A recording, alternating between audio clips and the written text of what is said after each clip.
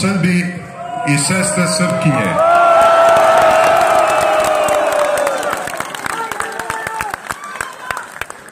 Haški tribunal me je na brutalan način izbacio iz Ševeningerske tamnice.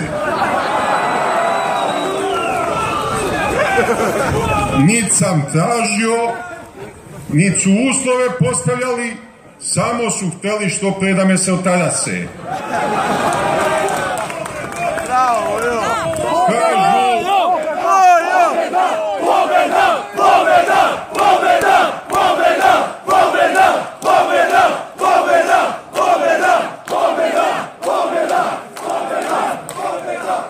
Pišu tamo u odluci da je to privremeno.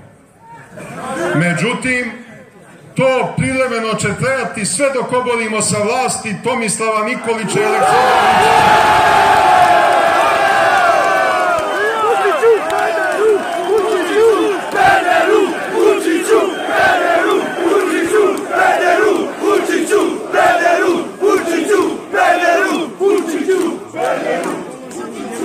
te naše otpadnike i srpske izdajnike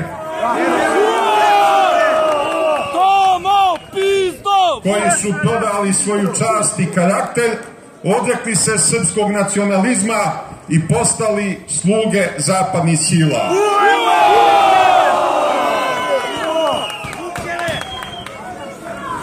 Braćo Srbi i sestre Srpkinje, obećao sam vam da ću rasturiti Haški tribunal.